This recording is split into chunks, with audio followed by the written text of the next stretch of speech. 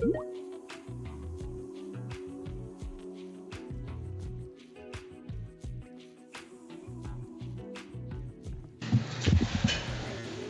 think that'll work better if the mic is on.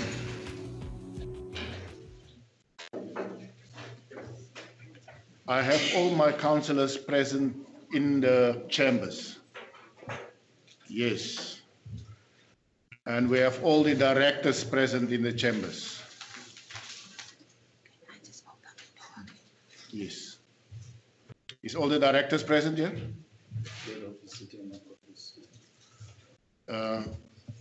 If there's no directors present, can Mr. Gireke come down to the chambers and then we send out who's not supposed to be here for now? Yeah.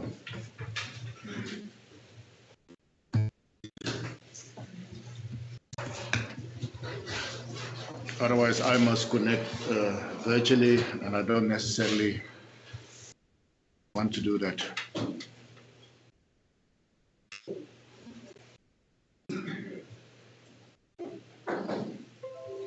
We have the CFO, we have Community Services Director, Planning is coming. Who's acting in engineering? Yeah, where's Mr. Roda? Is he virtually?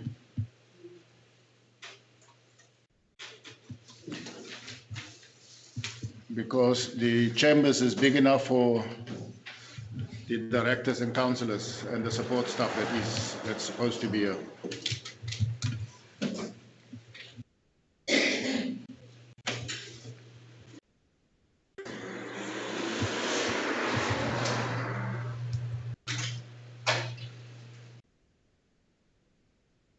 We're just waiting for the municipal manager to come back to us, and we will start.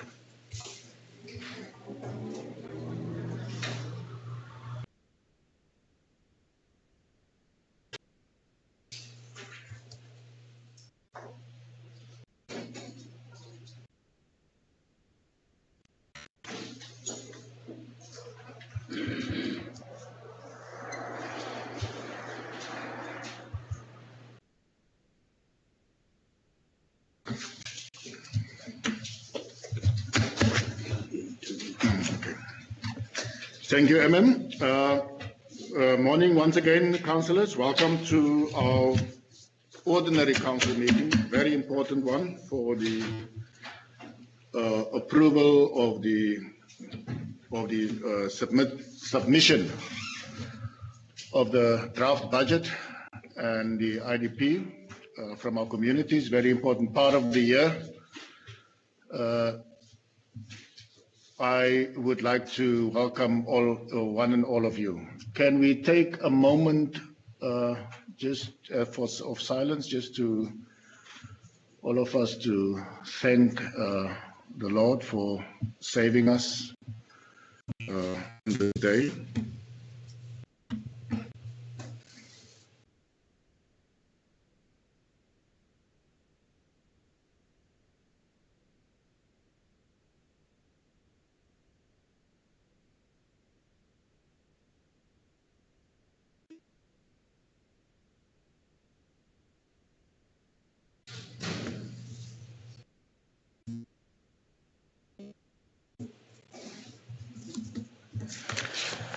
Thank you very much.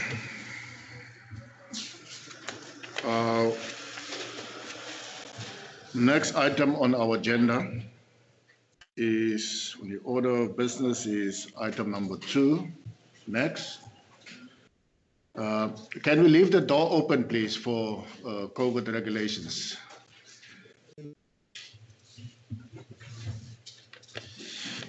Is the attendance registers? The attendance registers has been circulated. Please make sure that we all sign them. Item 3 on the agenda is application for leave of absence. I received an application from Councillor Monica Siesi that she is out of town. I have accepted her apology. And she indicated that she will try and join the meeting virtually. We will see if she managed to do that. Next item, item number 4, is the declaration of interest for councillors and officials, senior officials for this meeting. Is there any councillor that would like to declare any interest in any item that's on the agenda that we're going to discuss for this meeting? None. And item 5 then, will take us to item 5 in the open session of council, is the minutes of the ordinary council meeting for February 2021. And the minutes has been circulated. Can we look for corrections and then the adoption of the minutes? We can start with page 1. Page 2. Page number 3. Page 4. Page 5.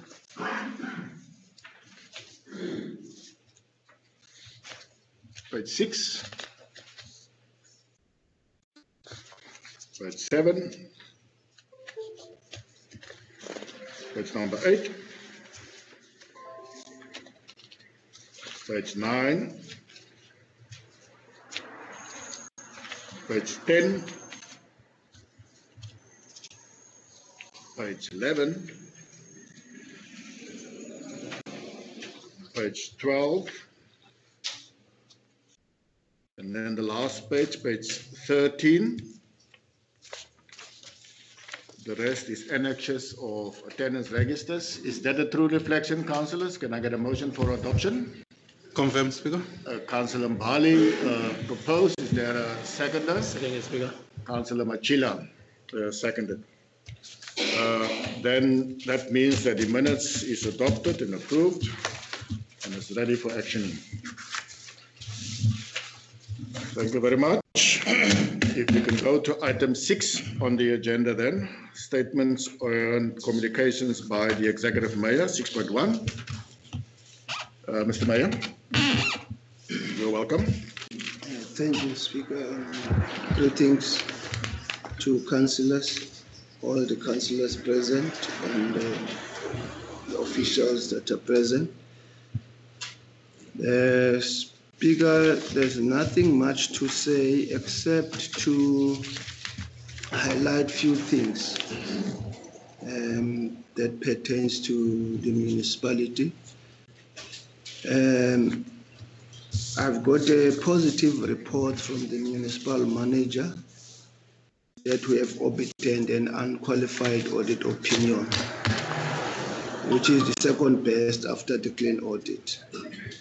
That means we have maintained the status quo in terms of AG's report.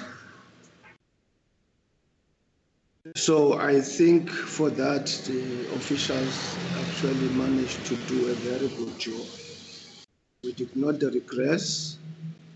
I think we actually one of the best performing municipality. Of course, we had some challenges in terms of supply chain manager. We had the challenges of the CFO and a number of challenges. But I think out of all those difficulties, we managed to get an unqualified audit opinion. The second thing that I want to raise to council is the issue of the municipal manager has been appointed as an electoral officer for Bitou Municipality with effect from the 1st of April this year. But there are also some sad and bad, not bad, but we must always rejoice when one of ours has actually reached a retirement age. Mr. Makfori has retired. I think today is his last working day. Mark Fore has been serving this municipality for a very long time. He's now 65 years old. He's been the backbone of this administration. I remember when I started here, he was a HOD Director, Corporate Services, before Carl Matthias came in. From there, he went to Community Services. The municipality managed to get accolades under him in terms of human settlement, housing. There's a number of trophies and certificates that the municipality managed to get. Mark Fore was the root behind those successes. And I'm not sure, Speaker, it will be up to you and maybe to extend an invitation to him where maybe the council can really officially give him a word of appreciation. It's sad, but it's necessary. The other thing that I want to raise, you'll know that Mr. Michael Rode has been acting as a HOD Engineering Services. The new HOD will commence his duties tomorrow. The name of the new HOD is Mr. Luvuyo Prolandoi. I'm told that he has got extensive experience as well in engineering services. So he will commence his duties tomorrow. There is a tendency as well, councillors, which I think we need to discuss this thing, and really, as councillors, to speak with one voice. There was an illegal strike from the waste section at the community services, which started on the 25th, exactly on the 25th payday, and that it ended up yesterday, and the town was dirty. It's something that people are getting used to it. Our employees are getting used to this thing of just embarking on illegal strike. We're confronted with the same in December. Again, this one is related to overtime, which was supposed to be paid. It's sad. It's very sad because those small things are actually costing the town too much.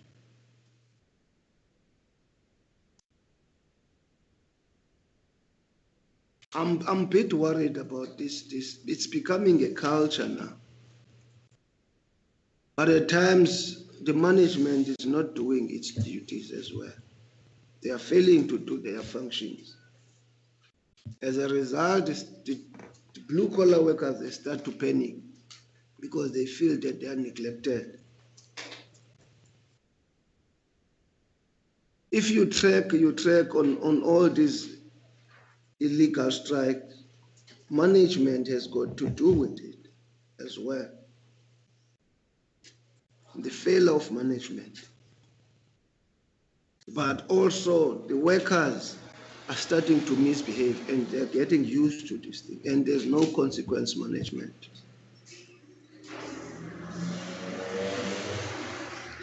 I think, Speaker, we will have to address the workers on the matter.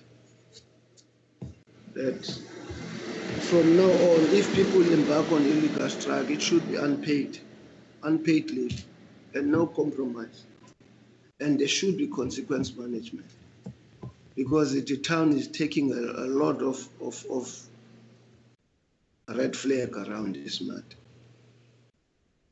The other thing that I want to highlight, Speaker, is the issue of the President's speech last night. I think law enforcement officers must make sure that our community complies. At the moment, as a municipality, we've got less than 10 active cases, COVID-19 cases. I think this week it was 5, but it's still less than 10. I think we were fairly good in that, and that compliment must be done to the councillors that are sitting in those committees. Councillor Sart has been one of those, Mr. Namdu, and who else? Councillor Swat, Councillor Mbali, Councillor Mbali. They've been, the MM has been also instrumental in communicating to our communities. Those figures are low at the moment. But also I want to wish councillors a happy, holy Easter weekend. And those who will be leaving our towns must drive safely and come back safely. Thank you very much. Thank you, Mr. Mayor. I would like to support you on your sentiments that you have raised. I just would like to highlight one specific point that you raised around the strike that happened in November and over the last week. There is a national agreement signed between SALGA and the unions that any illegal strike is no work, no pay. And we can't change or compromise on that. So I would like to maybe request the municipal manager to report back to the next council meeting if that policy was indeed implemented. If it was not implemented, my view is because the one in November happened and staff got paid, they thought that they could do it again now. And we need to be firm on implementing policies. Unions must realize there's a way to negotiate. There's a platform at this municipality through the local labor forum. And there's a national platform for unions at the bargaining council to raise issues of concern that they might have. It's not for us individual municipalities to change that and to be, not soft on that. Once again, Mr. Mayor, I would like to support you on the issue that we are still on alert level 1 lockdown. COVID is still around. There was a time that we didn't have virtually any cases in Plet. We must make sure that we stay at that 5 and that it do not increase any further than that. From my side as well, I would like to wish everybody, the Christians amongst ourselves, happy Easter weekend, and that we are all going to be responsible. We know normally we get an influx of people, of Christians over that time period to Plet. I'm not sure, to Bitou, I'm not sure if it's happening this year again. We would like to welcome them with open arms, as long as we don't touch each other, as long as we observe social distancing, and so that they can appreciate and enjoy our town as well.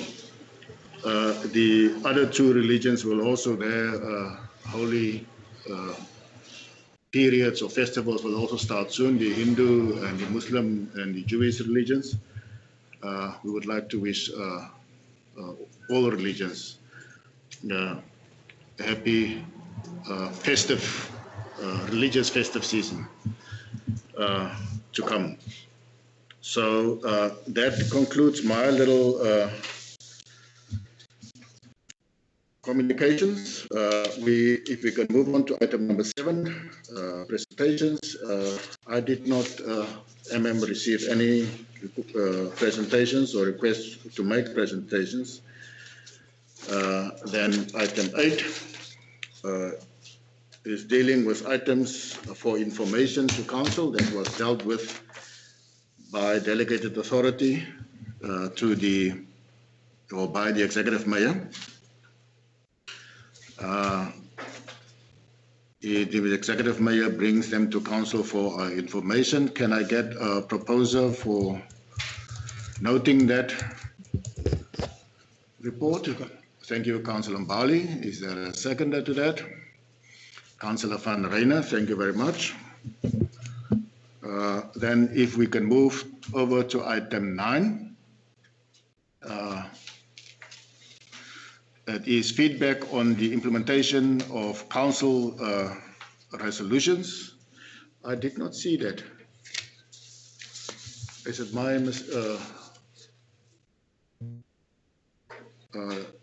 it says there's a schedule attached.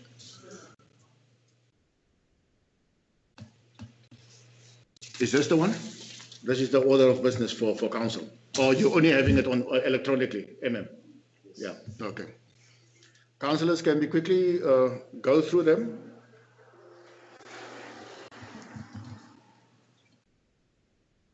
Yes, Councillor Swart. Thank you, Speaker. I'm just concerned about a lot of these old ones that could really be closed off. Report on progress regarding the emergency housing, status report on implementation of the housing program for Pueni. All these are things that surely can be closed off that have been dealt with.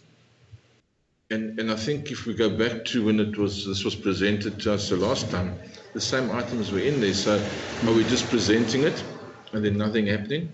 And then we're presenting just about the same things at the next meeting? Yes. I think a lot of these need to be I dealt fully with. agree with you, Councillor Swart. Councillor Mbali. Thanks, Speaker. I think, Speaker, you know, even in the mayoral committee, we received the same, you know, reporting. And we're concerned. If you go right at the end of the page, on your right, you will see the percentage, not on your right, not at the bottom page, sorry. You will see the progress is almost on all of them at 0%. And they coming from 2018, 2019, 2020. And if you read the actual items, those things should have been closed by now. Now, the report that we received, or the comment we received, hence we referred it back to say we need the actual information, because it cannot be correct that certain things that were done in 2018 are not concluded. We might be bashing now officials and say, why are you not doing your work? And only to find out that work has been done. But there's somebody who is not doing their work in putting the information on the collaborator and closing off where it is necessary. Now, if that can be closed, then we know really whether the work is done or not. Because this is not, to us, it's not helpful. You know, I can't note this except to say I reject what I see. It means officials are not performing. And then later on, we're given a report that says, but no, this thing was done in 2018 already. But in the report does not reflect as such. And sending such an information to the public is highly misleading. You know, and I'll say this item, Speaker, should be referred back and get a proper report on this thing. I don't think it is a true reflection of what we see. Otherwise, you can't allow things that were open in 2018 and are still in progress. Thank you, Councillor Mbali. Any further comments? My take on it, Councillor Mbali, is that is a true reflection. And I'm shocked that it's only one department, Mr. Sompani, that are not performing, because I see it not performing. The reason why I'm saying this is resolutions taken by council, by this body here, the highest decision-making body in this municipality. Now, when we requested this information to come to us so that we can see if our resolutions are implemented, that official, Mr. Sompani and the MM, you were present in that meeting. when you compiled this, because the MM compiled this and gave this to us, as far as I'm concerned. He's not going to tell me that he did not have an executive managers meeting with his directors to go through this before it's sent to us. The fact that it's sent to us like that means it did not happen, because they were supposed to sift Councillor Bali to take out the ones that are not supposed to be on there. And it's shocking that we can have a list of council resolutions this long from one department.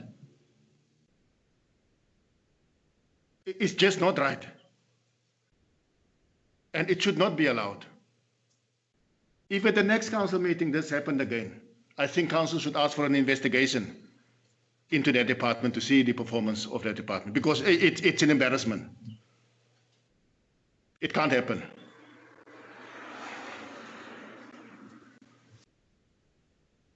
We will take note of it for now, but it must come back, as Councillor Bali said. If there's stuff that has been done, that must be taken off, and the others, we must have reasons why it did not happen yet.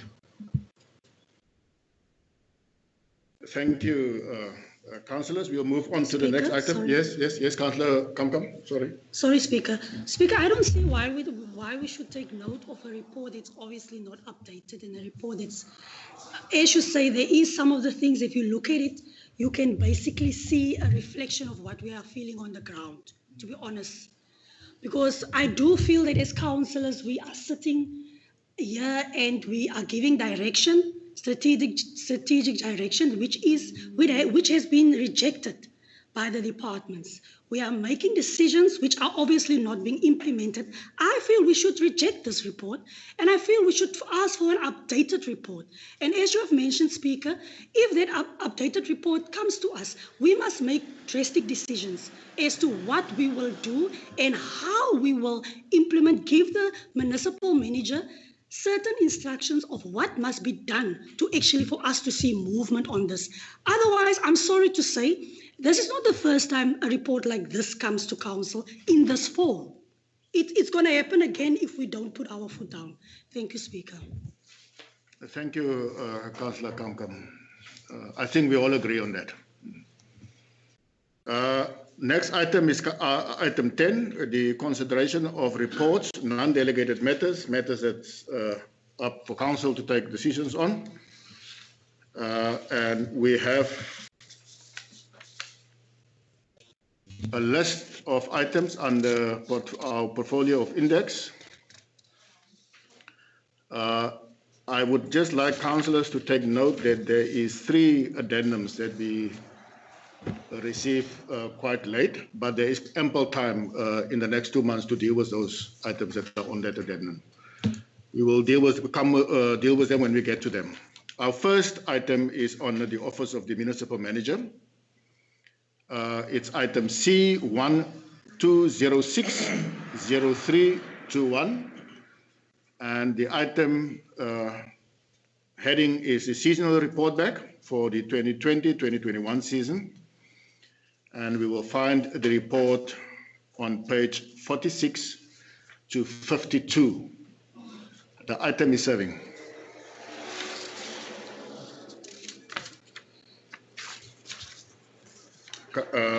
Deputy Executive Mayor, Councillor Kabai. Thank you, Speaker. Speaker, be as it may, we received this report from the committees, and it was the first of its kind. And therefore we agreed that because these committees are dealing seriously with service delivery, we must not be brushed off in reporting to councillors, because most of the time things happen on the ground, and in council we are not given reports, because really I will be taking gossip if it is not written in black and white. And we commended that it is written in black and white, and therefore as councillors we will be able then to say it was written in black and white. So we commended the report, and I can motivate officials that we really need this report, especially at housing issues, where everything is happening, because there are developments that we must do in all these, the rest of the wards for that matter. So we need the reports to come forth so that we can know and interrogate what is happening on the ground. With those, Speaker, I go with the recommendation. Thank you, Councillor Kabai. Councillor Swart. Thank you, Speaker. I'd like to see either change or an addition to the recommendations.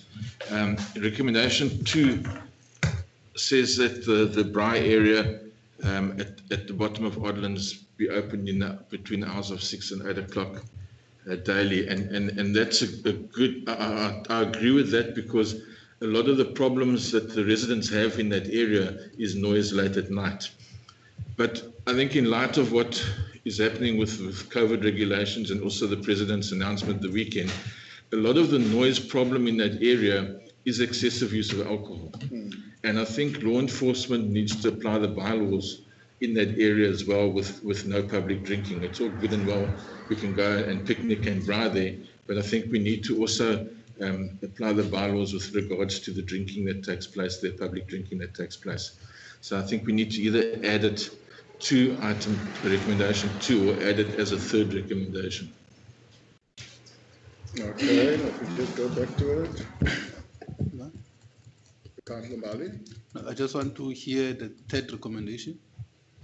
What the line for the third recommendation? That public drinking be monitored there as well, because there's a lot of excessive public drinking there, alcohol.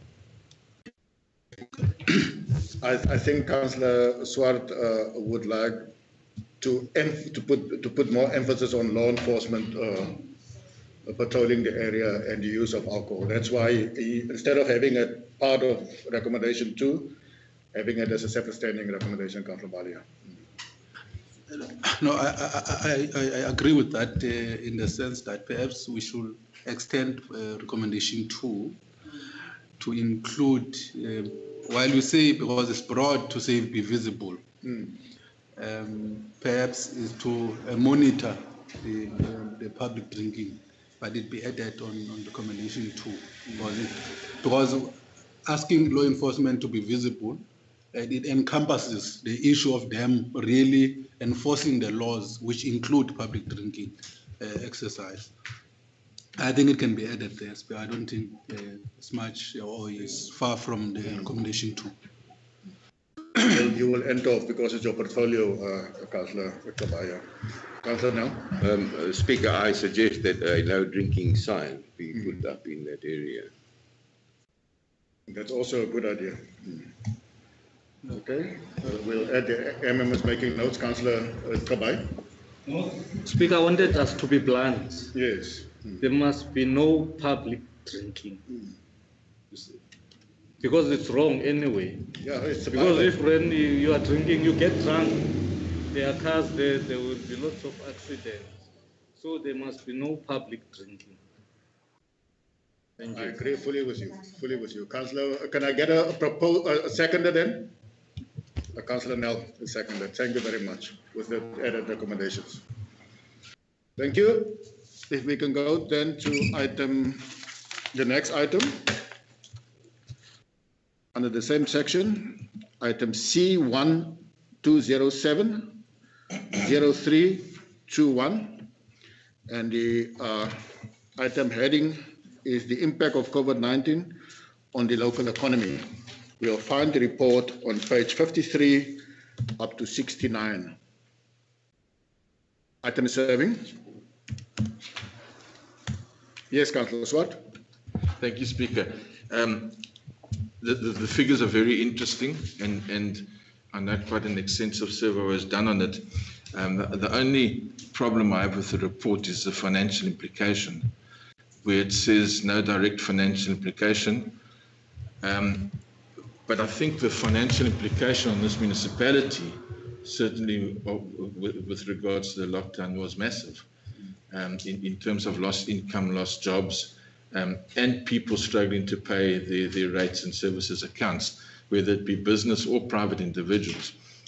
So I can't quite agree with the financial implication there, because there was a massive financial implication to this municipality. And that's shown in the figures in terms of all the cancellations that the various businesses experienced. Yes, no, I agree with you on that. Yeah, it would be difficult to quantify, but I do agree. Yeah, no, I disagree. I agree partly to say the economic implication, yes. That's the implication we have as a town. But the financial implication to Bitou Municipality, there is no financial implication, because the municipality either did not directly give out money or lose out money in that sense, or based on this report, there's money that we must pay out to resolve certain issues. But economic implications are high, because as you can see, the ability for business to pay and the job losses that are there affected by the economy, which was affected by COVID in town. That one part I agree, and I'm also happy that this type of report is coming to us, and then we have a sense of knowing what is happening to our economy in the town. And I think this such report therefore should inform us of the decisions we take. Looking at the issues of the budget that we'll be dealing with, because that in itself tells us whether we will be able to get the money that we think we can get, whether we can resolve the issues of unemployment that are there, and how can we create such a conducive environment for employment to be done in our town, and how can we as a municipality open up our gates to make sure that we assist the economy of the town to grow. And because we've taken a decision to say we must slowly assist in growing the economy of the town, and such decisions are very important at a strategic level on how do we do that. And I think I welcome this report on those bases. Thank you very much, Speaker. Thank you, Councillor Mbali. Agree to disagree, Councillor Swart? I agree to disagree. It's fine. I'm happy with Councillor Mbali's. Can I get a proposal? Sorry, Councillor Dell.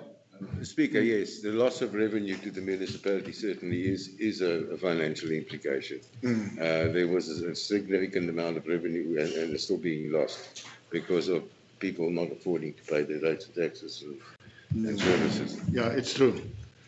I did not get a proposal and a seconder. Proposed, Councillor Mbali. Is there a seconder? Councillor Swart, thank you very much. That concludes that item for Council to note. Our next item is item C/1/208/03/21. And this item's heading is the draft revised 2020 Integrated Development Plan, 2020-2022, 2021-2022 Integrated Development Plan. That's submitted for Council's approval. You will find the item on page, the report at least, on page 70 to 196. Item is 7. Councillor Swart. Thank you, Speaker. I just want to make comment on item 5. I didn't realize that we'd handed back that particular property. And there has been a lot of interest in small-scale farmers in starting up businesses. Item 5 page? It's on page 72. Okay, and the recommendations. Yeah, under the recommendations, Yes, recommendation 5. Well, 4 and 5 go hand in hand in a sense. There have been a lot of requests from small-scale farmers, not only agricultural farming, but there's a person in Bossiesgif that's been running a small chicken farm at home and needs space to expand. He's got all the right qualifications, his business has been registered, and he's gone and done financial management courses to run his business, but space is a problem. And an area like that would be ideal. So I'd like to encourage that we try and get that particular property back into the municipality that we can use for developments. Yeah, it was given back by this municipality, very short-sightedly so, under the previous administration. The reason why council requested that piece of land, government, the department buying it for this municipality was for a commonage, for exactly that purpose. And because it was not managed properly by the officials, I don't know, council decided to request or just give it back to the department. As far as I'm concerned, very short-sightedly so, yeah. But yeah, we should try and get it back. Councillor Mbali. Thanks, Speaker. We had a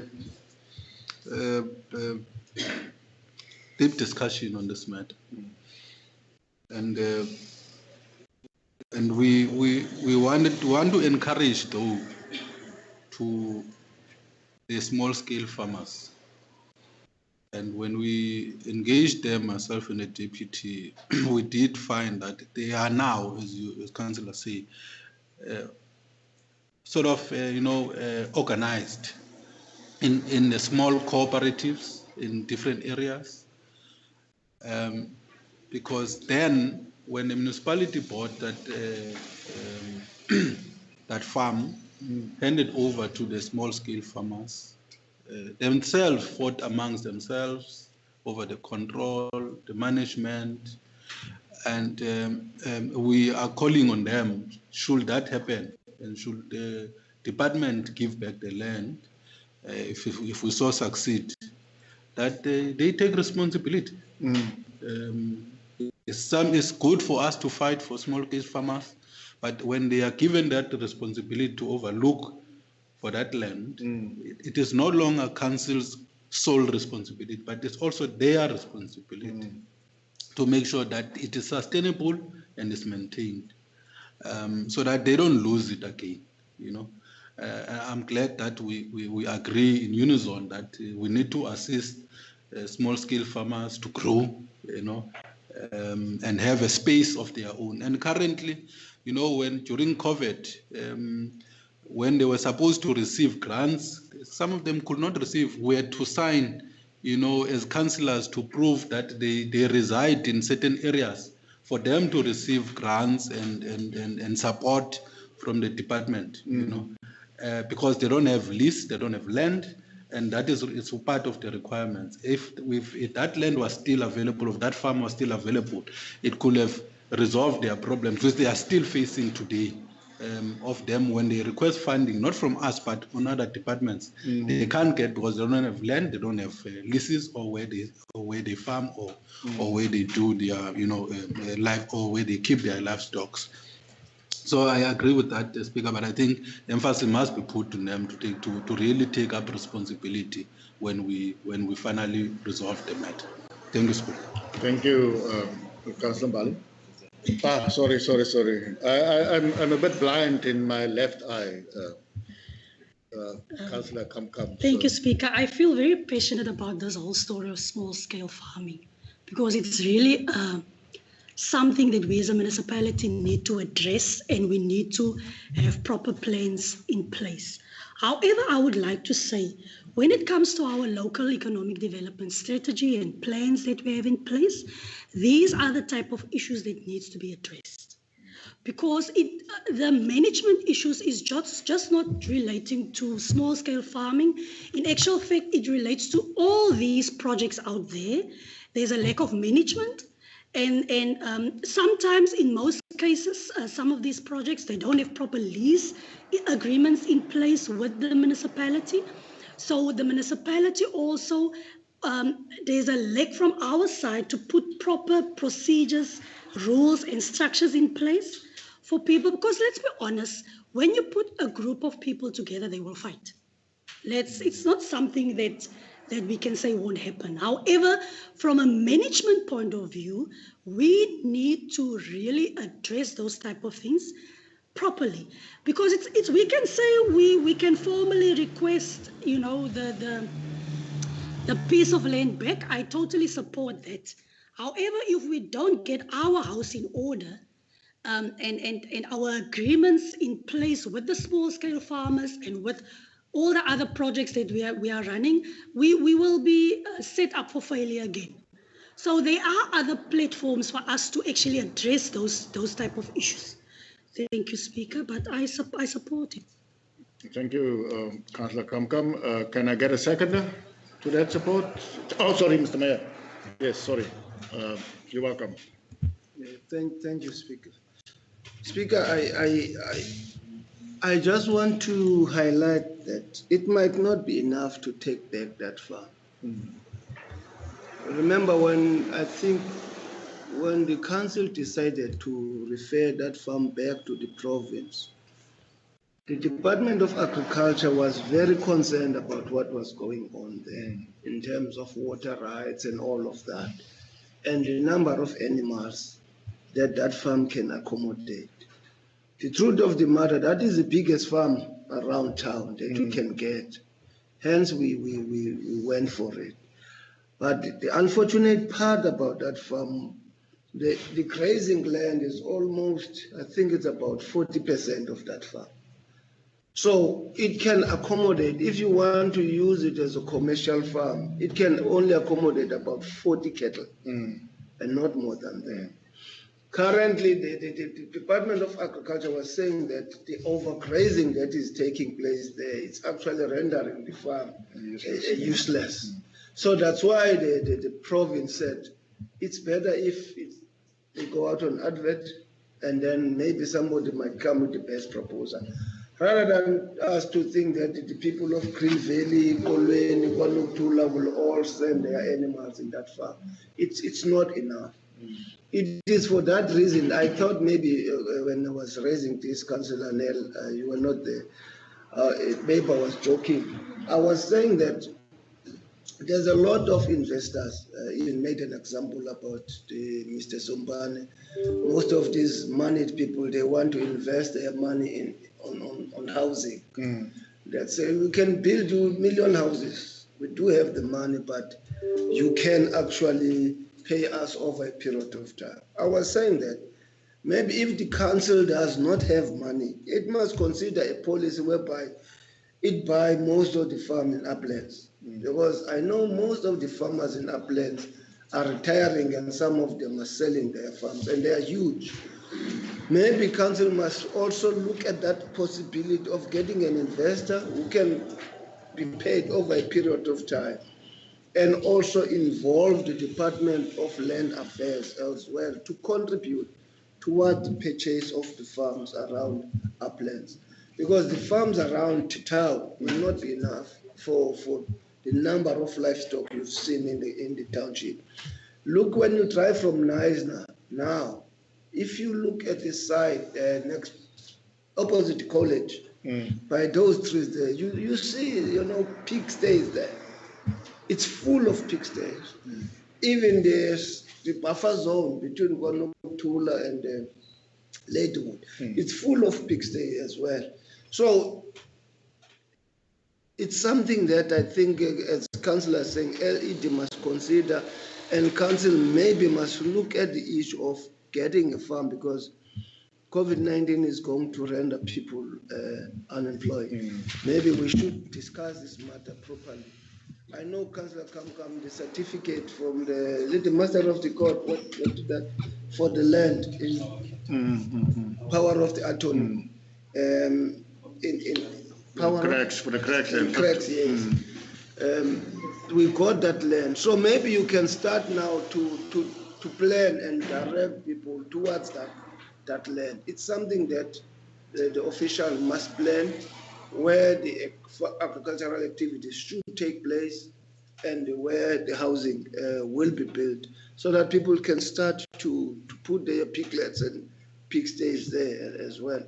And rather than to have pigs between the people where they bring sicknesses and other diseases to the community. Thank you, Speaker. Thank you, Mr. Mayor. I'm not sure if did we get a proposal in the second? Yes, proposed and seconded. Proposed, Councillor Kamkam? I'm starting to doubt now after what I heard the mayor say. No, don't worry about that. Proposed by Councillor. Should it be that specific portion? That's what I'm asking. Because if there's only 40% grazing land, what's the point then? Oh, you mean, no. This farm must come back. Oh. Yeah, we must get the farm back. This specific farm? Yeah, the Iceword farm that used to belong to the municipality. Okay. I think it's important. And it doesn't mean that cattle will go there or goats will go there. Chicken, there's chicken pens, there's pigs and all of that, small, and even veggie gardens and stuff. I support it, Speaker. Let's just get our plans, proper plans in place because... There is a discussion with the Department of Correctional Services. Yes. And part of their plan as well is also earmark that farm as well, to use that farm to produce food for the inmates and even to sell it. So there's a number of discussion around that farm, Council. Thank you. It's true. Thank you very much. Proposed and seconded by Councillor Bali. Thank you. If we can move then on to the next item, councillors. Next item you will find under the addendum. It is as item C/1/209/03/21, and it's a tabling of the draft annual report. You will find it under addendum, pages 2 and 4. Do councillors have the addendum? There it is on the big screen. Tabling of the draft annual report. The item is open for discussion. Councillor Mbali. Thank you, Speaker. Thanks, Speaker. Welcome the draft annual report, and also must welcome the fact that we have obtained the unqualified audit opinion, the highest audit opinion you can get. Clean audit is not the highest audit. It is unqualified audit with findings, or is unqualified audit without findings. So that is a good, state of affairs. However, Speaker, we must not be, disfocused by that. The management letter does indicate quite a number of areas which the municipality must focus on. Among those is your supply chain processes, the supply chain area, quite a number of areas that I think MPEC will vigorously go through some of those issues highlighted by the Auditor General, which some of them ought to have been attended to and must be attended to. And therefore the public have a view of what is happening. But yes, I'm happy that the municipality maintained that we received an unqualified audit opinion. Thank you very much. I go with the recommendations. Thank you, Councillor Bali. Is there a seconder to that? Thank you, Councillor Deputy Executive Mayor, Councillor Kabai. Thanks, Speaker. Speaker, on a positive note, I want to applaud the municipal manager and his team. It was not easy for pulling through. And why we bash them, Speaker, is that we want them to do their jobs. And we will keep on, as council, bashing them. They must understand that to serve the people is not to relax. Now it is going to go out there that at least you are doing something good, you see, because there's a whole lot of junk that is being said about this municipality. And it is our responsibility as council, whenever we see things that are wrong, done wrong by the officials, we are not personal. There is no friendship or lovey-dovey in this institution. You come here, you are employed, you must do your job. That's what we want. Because also we are employed by the communities. That is why all the time you will find out that things are written about us as councillors, that we are useless. They have the right to say so. You see? They must also accept, that is the officials, when we are saying to them they are useless, we want to strengthen them that they must do their jobs. So, Speaker, this shows that at least there is a light at the end of the tunnel. We want to improve the next time around. Thank you very much. Thank you. Are you supporting the seconding? Thank you, Councillor Kabai. Speaker, Yes, Councillor Kabai. I would just like to say that I see the deputy is back. He's very passionate. And in the previous meetings, he was a bit quiet for my liking. So welcome back, deputy. And I would like to say we acknowledge this report, obviously. And we do know there's still a lot of loopholes that we need to close. Thank you very much, Speaker. Moving forward. I will be in cracks this Easter weekend, Speaker. As long as you're not wearing a green and yellow Councillor t-shirt. Kamkam and DM, can you keep your private stuff outside of my council meeting, please? Thank you, Councillor Kamkam. Can we go to the next item then, councillors? That concludes the item on the draft annual report. Next item is item C, stroke 1, stroke 210, stroke 03, stroke 21. And it is, item heading is the tabling of the draft 2021-2022 top layer SDBIP, Service Delivery and Budget Implementation Plan. Item is serving. Councillor Mbali.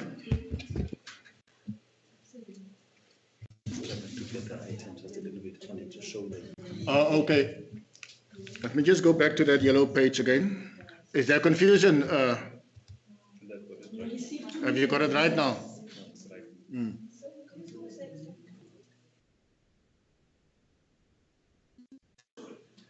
I thought we should get confused with all these addendums, but it looks like the administration is getting confused with all these addendums. Okay, can we deal with this item? Thank you. Item is serving. We'll find the item on pages 5 to 17 on the addendum. Councillor Bali? Thank you, Speaker. I just hope that we're not going to fight with officials over this again. This is not the mayoral committee meeting. Yeah. Or No, committee. I'm just saying. They chop and change as they wish, and they make us to take decisions, and they change those decisions, as they go. But we go with the recommendations, Speaker. Thank you, Councillor Bali. Is there a seconder? Thank you, Councillor Machila. That concludes the item on the SDBIP, tabling of the draft FDBIP. Was the recommendations approved? That takes us then, councillors, to the next section, which is section 2, the finance section. We have 3 items there.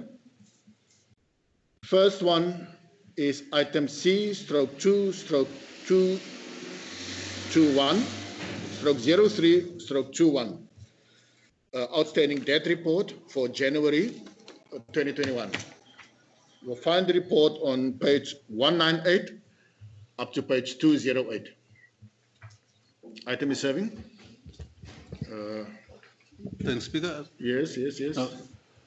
Speaker, and I think we just requested that we receive a report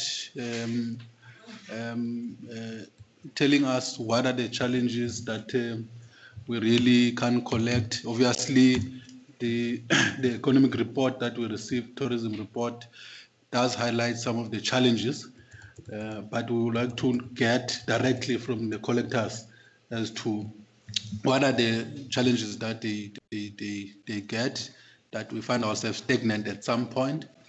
But I think as we deal with the issues of collections, I pick up, Speaker, that even ourselves or officials, we tend to communicate in different tongues. When one looks at the debt collection policy, and particularly 4.1, where it says, or where we have submitted that we will be doing AMA 50-50 to assist our communities and also to assist the municipality in the process. And the intention there then was to see if a person owes 50,000 rand and can't be able to pay that 50,000 rand and he's got 25,000 rand to pay, and they pay and then we discount the rest of the debt. And that was the intention. But people, when they go there and request for AMA 50-50, they are being told all sorts of, stories, which debt they must pay, which debt they must not pay. And when we as councillors communicate, we communicate on our understanding with the police.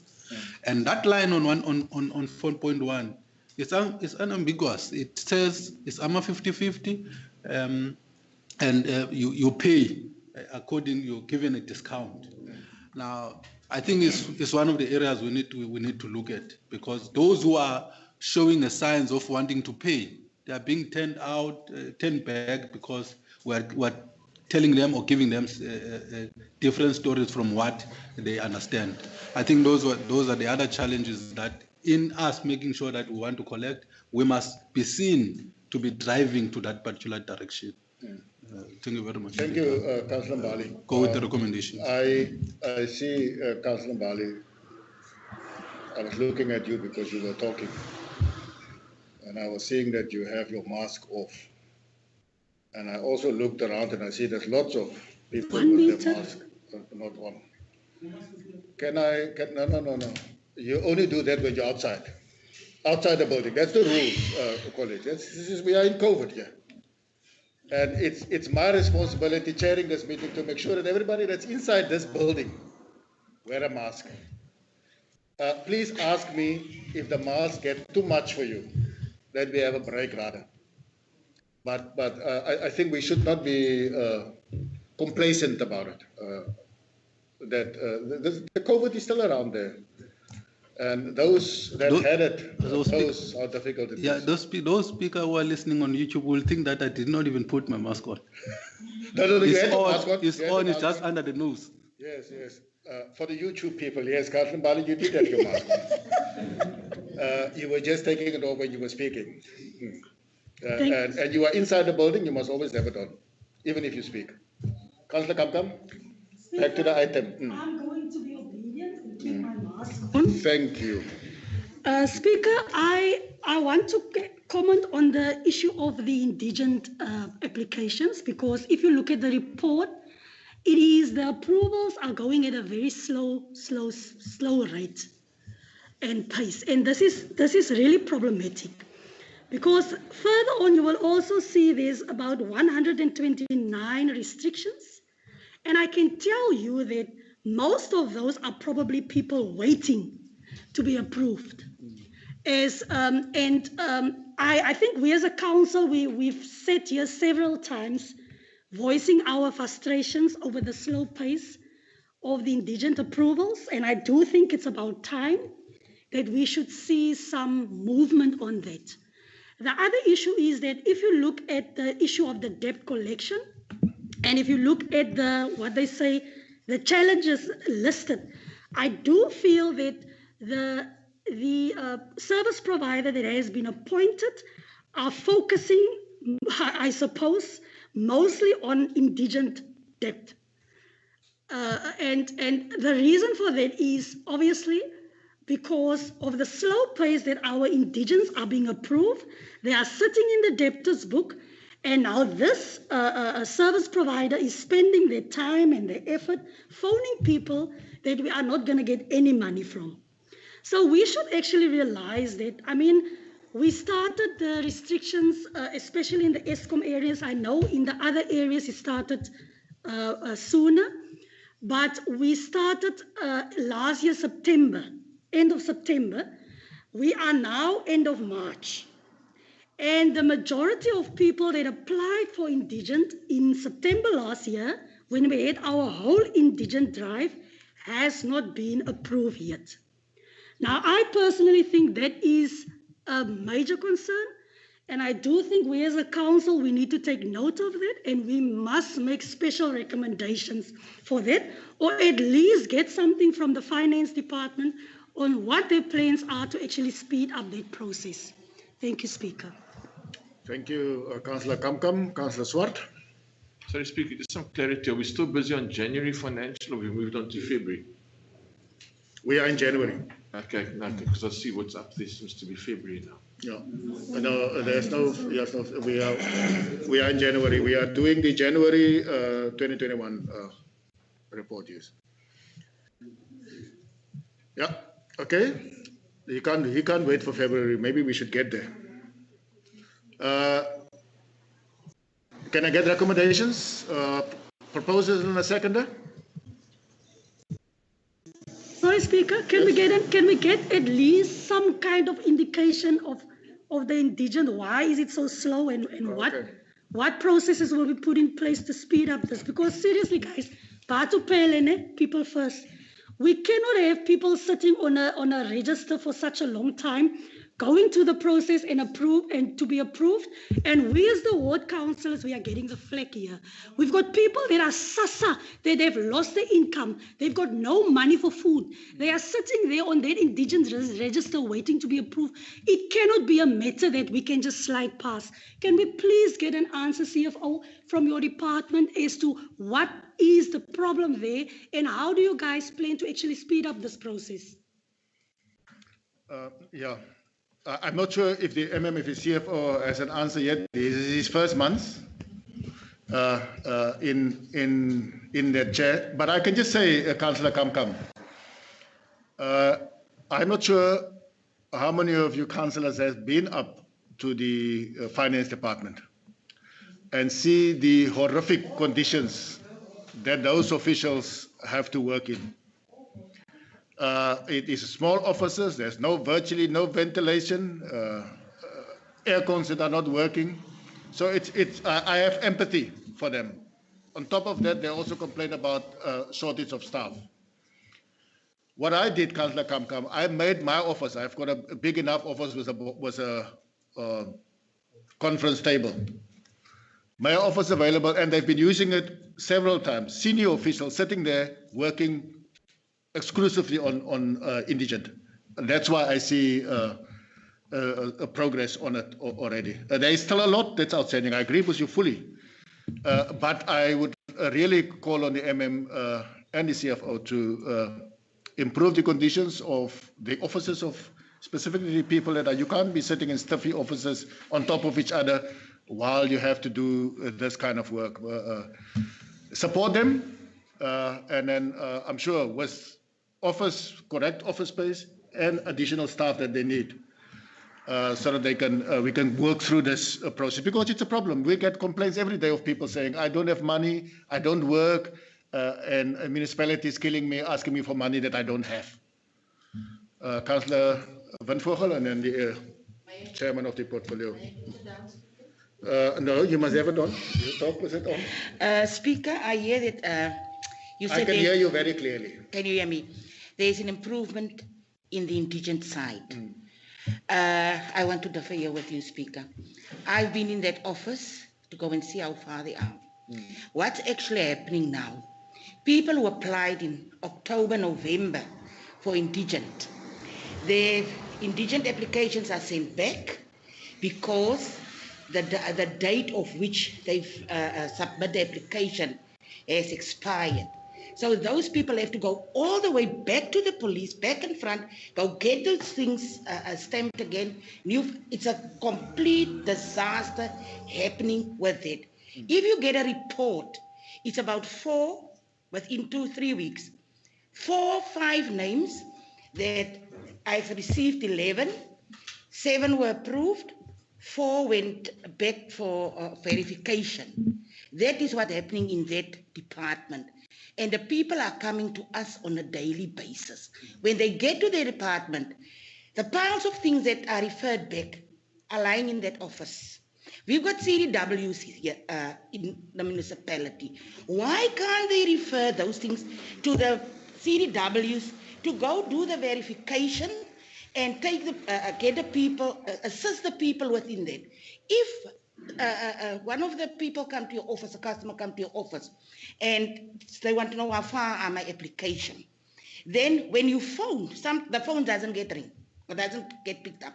You have to send an email, I want an indigent status on this and this, which also takes 2 days to come back to you. Then they will only tell you, but there's short this and this document, the date has expired, the certification date has expired.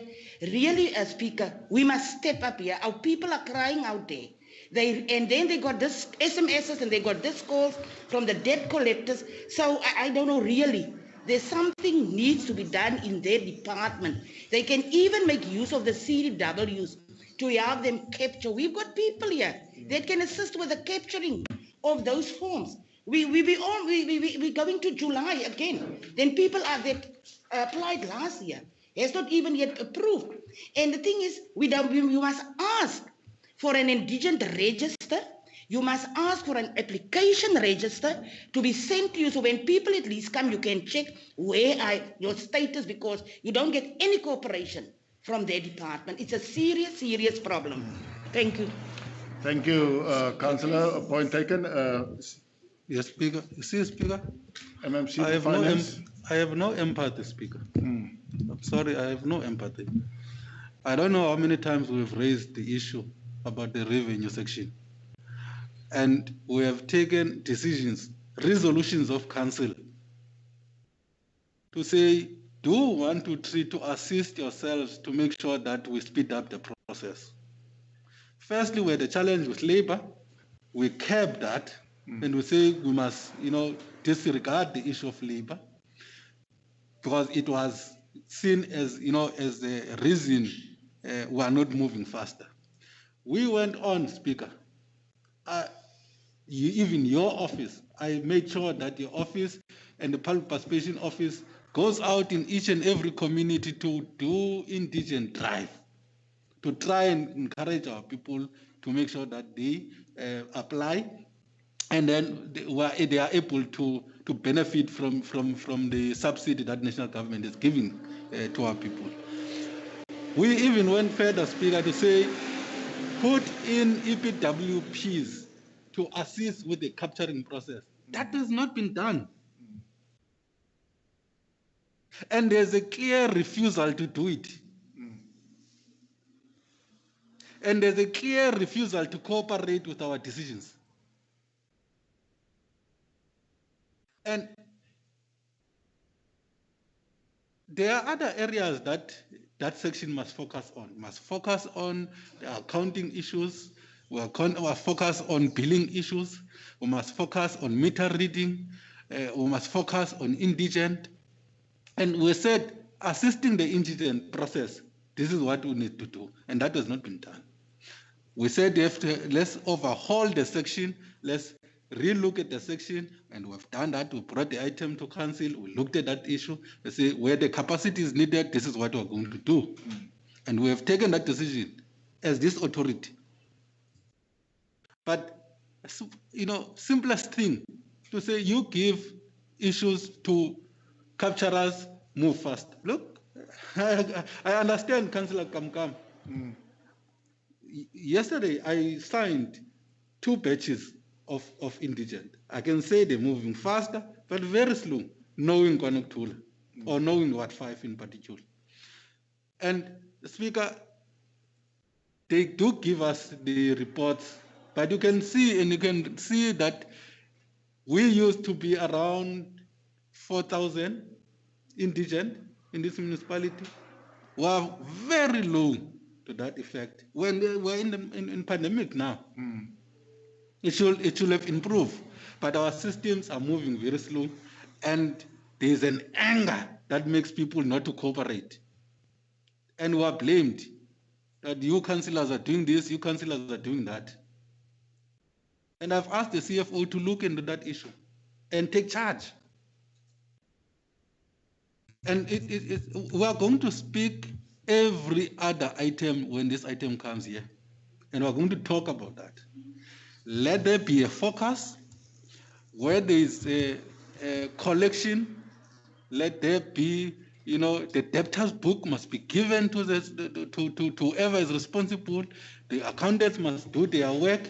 Those who are focusing with the billing. We even took 4 people to deal with the backlog on billing challenges.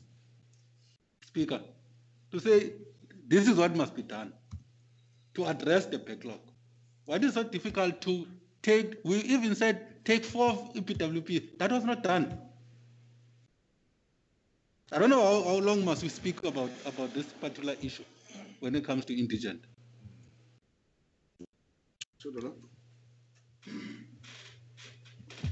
My Speaker, I don't know what to say now. We've brought all the solutions to this challenge. Only problem is just the management is not doing their work. And I really don't know, Speaker, maybe in future, talking to the HODs here, does it really help if those section managers who are really doing the matter are not here? Because you've got all the HODs present here. After this meeting, what are they going to do? Are they going to communicate this today to the official? The answer is no. Some departments don't even have departmental meetings here to talk to their managers on the issues that council raised for implementation. This is confirmed by the actioning of council resolution. You've got managers that are tired, who don't care. I think it will be better in future, maybe we change officials, be politicians, and we become officials. I think maybe we can do a good job. But the truth of the matter here, you raise all these matters, they don't get implemented. Who should implement them? Is it councillors? This is the question that the HODs that are present attend this meeting must answer.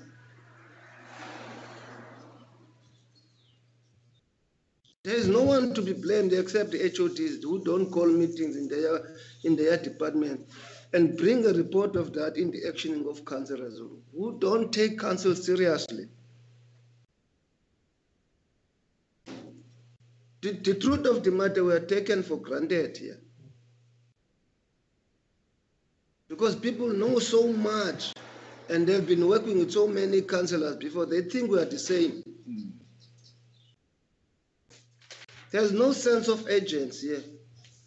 Even now, you are talking to the converted, the HODs. They will go back and sit in their department chairs. They won't even call their sectional manager. My suggestion will be maybe if a section manager submit an item, or section managers must be part of this council meeting, so that at least we can talk direct to them, because they don't hear us now. They don't hear our frustration. The only people that are hearing our frustration is these HODs who will do nothing after that. Who will go out and ridicule what we've said. And our people are suffering. We get blamed on a daily basis. It's actually a shame. Thank you, Speaker. Thank you, Mr. Mayor. Yes, Councillor Machila. Thanks, Speaker. Sorry about your mask. Speaker, I think here in this department, there are some departments that are undermining the council. The reason why I'm saying this, even if you went there and asked for a simple thing, especially in this department, ask for an updated list of approved indigent people. they even fail to send that list. We will keep on saying the same thing in this council about that department. And it's disturbing, really. We need to do something about that department, not just keep on talking the same thing. Thanks, sir. Thank you, Councillor Machila. I hear your frustrations and your pain, councillors. And sometimes we direct those frustrations and pain to the wrong people. The people that we should direct them to is the MM and his HODs. They are the ones sitting in these meetings. They are the ones that are supposed to manage the administration, implement council resolutions. And if they don't do their work, then you have to tell us if you want to take your job serious or jobs serious or not. You can hear the frustrations. And it's at virtually every council meeting, we're talking about the same stuff. Now, if that is the case, then at least there should be emphasis or at least effort put into resolving this. This is the point that my councillors, my board of directors are pointing at every single meeting. This is the stuff that we must fix. It needs to happen. And it's not happening. So please, can we do our job that we get paid for and that we are supposed to be experts in? Councillor Kamkam. Speaker, I think what we need to do, maybe it will help for the officials to be exposed to what people out there are going through. They must go out and do site visits. Go and see what it is in a household where there's no income, where people have got a small garden that they need to take spinach for to make pap and spinach. We are sitting here, we are comfortable. We've got salaries. I mean, every time to council, there's we want overtime and there's standby and there's danger pay. I can't even keep up with all the benefits that council need to consider for its employees. But Speaker, it's really, I totally feel, and I want to appeal to council, we can no longer talk about this. Like Councillor Van Vogel said, we are nearing the end of the financial year. This financial year applications, if we look at the pace, we are not going to be able to finalize those. We really need action on this. Officials need to know. People, we've got credit and debt control policies here as a council. We've got policies in place to assist the needy. Can we please action on that, guys? Seriously. Let's get the officials out there. They can come to my ward. I'll take them to those people that are sitting on the indigenous register waiting for them for approval. Because you know what's happening, Speaker? They are telling the people in that office, no, your councillors doesn't sign your stuff. We are still waiting on councillors to sign to approve your indigenous. I don't know if it's just happening to me, but people come to me saying, no, we went to the office and we were told that you as the councillor, you haven't signed our things yet. We are being undermined. And I'm going to stop there. And really, we are being undermined. We need action on this. And we need to put a time frame. Thank you, councillors. Would you like to say something on this? Thank you, Speaker. Speaker, I must admit that we did have a challenge in revenue section, especially when we experienced the high levels of COVID since last year, which limited our scope in terms of doing the drive that we wanted to do in visiting all the wards in attendance to the indigent register. Also, the vacuum that we experienced towards the end of the year in terms of leadership in the department. Fortunately now, we've got the CFO. I've registered my concern around this matter because some of these issues were escalated to my office by the members of the public, starting from when they are registering their concerns, those that they can afford to pay with their incorrect accounts, and the issue of the indigent register also became an issue. The CFO is here. I've requested him that we draft a program that we're going to sell to councillors so that the councillors can have a buy-in in terms of our visibility and in terms of attending to the issue. He hasn't given me the program yet because it's still new. I'm not saying that he never take this matter seriously, but there were other pressing issues. As you understand that we have to look on the issues that relates to the Auditor General. We have to, at the same time, look on the issues that deals with the draft budget that we're going to deal with it here. So those were the main focus areas that I was focusing on, because the challenge that we have with the AG in particular and the COMAPs, we're particularly zooming in on the revenue section of our department and the SCM of finance. Hence, I'm saying that the Speaker, allow me to bring the program to the council so the council can take note and approve the program so that it's going to be our working program in terms of addressing the issues. I know from the MMC responsible for finance, he has registered to me his concerns and his worries around the section of the revenue in particular. But in essence, Chair, in order for us, for you to monitor our performance, we want you to monitor us in terms of the program that we're going to bring it to council, and also to give it to the MMC Finance. Thanks, Chair. Thank you, MM. Can I get a proposal and a seconder for the approval of the recommendations? I propose. Thank you, Councillor Machila. Is there a seconder? Thank you, Councillor van Reijnen. Then we can move to the next item. It's item C, stroke 2, stroke 223, stroke 03, stroke 21, the outstanding debt report for February. And I'm sure we're not going to have the same long discussion on it. Go with the recommendation. As a proposal, we go with the recommendations. Is there a seconder? Councillor Swart. So, Speaker, I just want to make some comments, please, if I may. I see we've noted an improvement in terms of our collections of 10 million.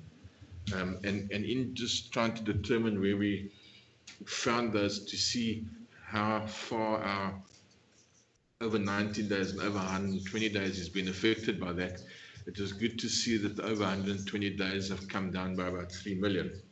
And likewise, some on the 90 million, I mean, not on the 90 days. But we must just be careful not to fool ourselves, because in the total outstanding, we've obviously got the advance payments, which increased by 3 million over January. So although we're reporting that our outstandings went down by 10 million, in fact, 3 million of that is advance payments. So our outstandings didn't actually go down by that. The advance payments that we're including in the figures are skewing it slightly in terms of what is still outstanding. But still, even that being the case, to have reduced it by 7 million is good, considering that we normally find that it increases on a month-to-month basis. And then just another item on page 219 that's concerning. Let's get to that page.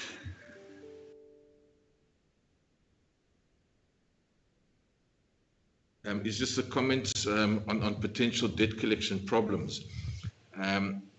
This is probably the second or third month that point number 2 has been in there regarding the meter reading section. And we know that meter reading has been one of the problems in getting accurate accounts. And it's just worrisome that this is taking so long to resolve, because that will free up time, I believe, for people in the department, because that's creating extra work. And it actually leads on to number 4, when they say the inability of the financial system to reverse estimates automatically, because what's been happening as well is when a meter is not read the 1 month, in the next month, all the usage is reflected in the 1 month, meaning that the top scale is higher than it should be, and it's not being averaged. And therein also lies a lot of our complaints, where people are now trying to phone in to get that corrected. So we're creating our own problems, and I've been saying that before as well. We're creating our own problems because we're not getting the basics right, and that's taking up time in that department when people are having to correct the errors, and also obviously causing frustration. But then it's extra load on customer care as well. So it's a whole ripple effect that if we fix the basics, we prevent a lot of that. So that's just a concern there on those potential debt collection problems. Thank you, Councillor Swart. Do you second the recommendations? Thank you. Seconded by Councillor Swart. And take a note of the concerns, questions raised. I'm sure the CFO made note of that as well. Thank you, councillors. If we then can move to our next item. That's item C, /2/225/03/21. And the item is heading is the draft annual budget for 2021-2022 to 2023 and 2024, and the medium-term expenditure and revenue forecast. You will find it in addendum 2 from page 2 to page 192. The draft budget. Item is serving. Just get to it myself.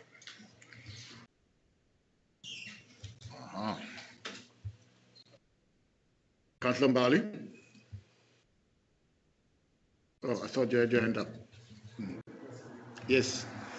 Mr. Speaker, there is an amendment item that was circulated with the policies as a result of the listing of policies. So there's just a bit of a change in terms of the policy that's been inserted with the policy itself. Thank you very much. Yes, that's a good reminder. And I've also noticed, Councillor Mbali, in there is a policy, actually a bylaw, not a policy. And we must just make sure that that bylaw follows the correct process. It's a request from COCTA that be approved as well. But at this stage, we only submitting it as a draft, and we still have to go through the public participation process on it. I'm telling you because it's your portfolio, yeah. Just take note of that. Councillor Swart? Thank you, Speaker. Just with regards to the policies, we've had a lot of discussion this morning about indigent, and for a long time we've been trying to get a workshop done on the indigent policy to update it, and we are once again including it in our policies for the budget, but we still have not updated that policy, and I think it's important that we need to look at that. It's an opportune time to do it now, Councillor. No, Speaker, I just want to highlight a few issues. I'm not, because perhaps I thought the reason I'm quiet, I thought the Executive Mayor will speak because it's the Executive Mayor that tables the draft budget. But there's two issues I'm concerned. One, we received this budget. In fact, I only saw it late yesterday. And I would have thought perhaps there's quite a number of processes that will have gone through, including perhaps the issue of the steering committee, budget steercom. However, Speaker, I think I agree with Councillor Swart. There are policies there who are told they are reviewed. It means it's critical that we as councillors have a session in early April to deal with all the policies. We've highlighted now when we're dealing with the indigent quite a number of frustrations, and we need to look at those things and also have all these officials present, and they must understand our intentions when we deal with these issues. And second to that, Speaker, we need to look deeply. I think as councillors, we need to find ourselves around the table when we go through this budget, look at where are the challenges, particularly in our communities. And then further, with the issues of the tariffs. You see, I'm only concerned, Speaker, about the electricity tariffs. We know it's regulated by NERSA, and we will normally take what NERSA tells us in most cases. So we must just look at that as well. What's the impact, that is going to have? I noticed when I browsed through, because I couldn't read entirely the budget, that we are increasing the tariffs by 4.1 in general, and with only the electricity that is going up by 17.2. So we need to look at all those implications. One also, I'm fine with the fact that the budget is a funded budget in its entirely, and I will want to see what the provincial treasurer response is and the national treasurer response is, and some of the issues that we raised that we said we want to see in the IDP that we've approved, that is going to go out to the public and the needs of the public, that they are prioritized. But the policies for us are crucial as councillors. We need to come together to deal and iron out those policies. I will not be speaking much on the greater details of the budget. I think I will still go through before the 30th of May and before it comes back to us. Thank you very much. Thank you very much. Any further input? Councillor Kamkom? Thank you, Speaker. I would like to support the sentiments of Councillor Swart and Councillor Bali. I do find it quite disturbing that our policies just go out on public participation without us as councillors actually having a session to address the challenges and have our input on that. To be quite honest with you, I do think this is one of those items that we cannot afford to have last minute addendums. This is something that council should have a chance with to actually have a presentation on, for us to have input on. And we've mentioned a lot of challenges in the previous items also, where with the economic challenges, the tariffs, how the town has been affected by COVID, and there's various ways that we as a council could actually come up with ways to assist the communities in terms of rebates, whatever the case may be. So we need to think out of the box. We are living in extraordinary circumstances. It's not a normal circumstance. And quite frankly, I do think it will be irresponsible as a council that this type of item is just thrown in our faces, and we don't even have time to go through it properly. I've got a strong urgency, Speaker. I'm not very pleased with it, but yeah, it is what it is. But really, Council, it cannot be like this. That policy-related matters. I mean, if I scan through the draft budget, there's a couple of issues that came out of there. I mean, the issue of the EPWP, there's issue of our reserves that are decreasing, all of those things, and we are funding non-core driven items, and there's a lot of things that we as a council need to debate on. I'm not going to support this item. I just needed to raise my concerns around the policies and the draft budget, and us as a council not having the opportunity to actually go through this before we send it out. Thank you. Okay, Mr. Mayor.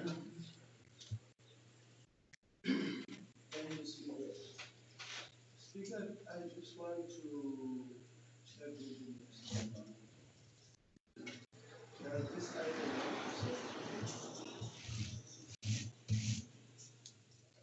Yes, Mr. Mayor.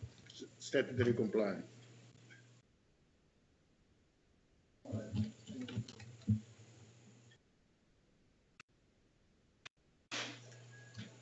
Is that it, Mr. Mayor? Yeah. Speaker. I would have thought you would have led us through the budget because it's your budget. It's supposed to be your budget. I don't want to be harsh on the new CFO in this matter and the since they were out. But the truth of the matter, I share the same sentiment. Hence, I'm asking this question. But this came at a very late.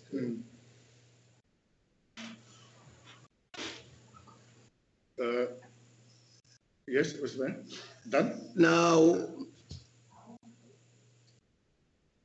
if councillors are having these concerns, Speaker, I think it will be important that we consider this input from councillors. But when I raised the matter with the municipal manager, he said to me, at least we will have another time as councillors to discuss the matter. But the only thing that continues to worry us, there's a couple of policies where I raised this matter. And maybe council continue to not to understand this, and they entertained it. There are issues that get submitted to council without going to make. And councillors do approve those things. And that culture that the council allowed for items just to be presented to council without going to make or for us to advise council on. And then serious matters, they will just come to council and then it's your recommendation. It's something that at times I worry when councillors are looking at this thing, which is an item that never went to make. It just becomes a council item. And later on, you have to come as mayoral committee members and defend that to council. I haven't recommended much on the matter. The report is mostly pure administratively, but I accepted it for the sake of compliance. But in terms of political direction and input, this mayoral committee did not discuss this matter. That's what I wanted to raise.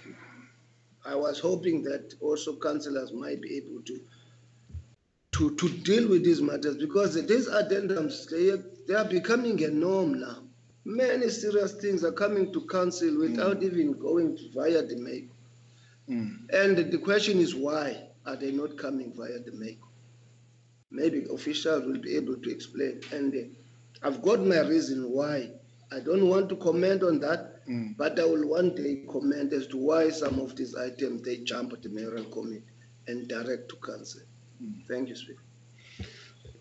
Thank you, Mr. Mayor. Now, you're saying a shocking thing there to me. As far as this budget, the draft budget that's in front of us, I'm just only going to talk on this. This budget is supposed to be presented by you as the executive mayor to this council as a draft budget. After going through all the processes, steering committee, MACO, and all of that. And if you are telling me now, and it's now at the stage that it is compulsory for it to be, it's a requirement for it to serve in front of council. We don't have a choice. I have to have it in front of council as a speaker. There are certain items that just have to come to council. And I can't wait for committees that did not meet and discuss it. It is the MM, as head of administration, must make sure that the mayor and any other committee discuss an item before it gets to council, before it have to go to council. Item doesn't have to go to council just somewhere out of the blue, but there are certain items that are a legislative requirement that must come to council. And the budget is one of them. Now, Mr. Mayor, you were supposed to compile the IDP with your officials, get the needs of the communities, compile it after the adjustment budget was approved, and then take that IDP and compile the budget, because that's the needs of the communities that's in that. Draft the budget, take it to the budget steering committee, get it through MACO, and it to serve in front of council. Now, I'm shocked that that didn't happen, because it's your responsibility. You have political oversight over it. You must make sure that it happens before it gets to us. Now, I don't know what went wrong. I think it's a question that you and the MM must answer to this platform, which is the council. Can't be anybody else. That answers that. Obviously, with the CFO as well. We are lucky that we are in the stage that this is a draft budget. We have an opportunity as council to go through it, and the community have an opportunity to go through it, and the two state departments, Treasury and Province, have an opportunity to go through it and comment on it, and for us to approve it by the end of May, 31st of May. Luckily, there's time. I don't know what happened. Somebody did not do his or their work before today. And that's unfortunate. No, thanks, Speaker. I'm not going to say my. I think I've raised these concerns earlier on, and also, Speaker, you know, we are councillors elected. We are not officials. The MFMA calendar is very clear. And it tells us on the 31st of March we must table the draft budget. And it cannot be that no one knew that on the 31st of May, the draft budget must be tabled. And it skips all what it's required to do and be sent in a manner in which it's sent.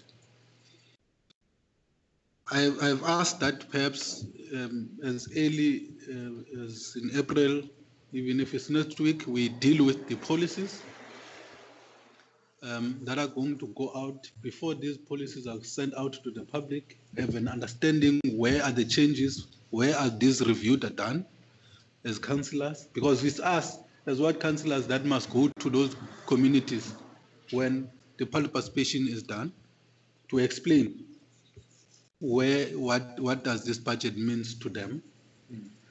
So I'm calling that at least as early as in early first week of April, have the session with councillors with regard particularly to the policies which we have a responsibility over, and go through that, have our inputs, so that we are able unanimously to have one message, one direction when we go out and communicate our intentions to communities.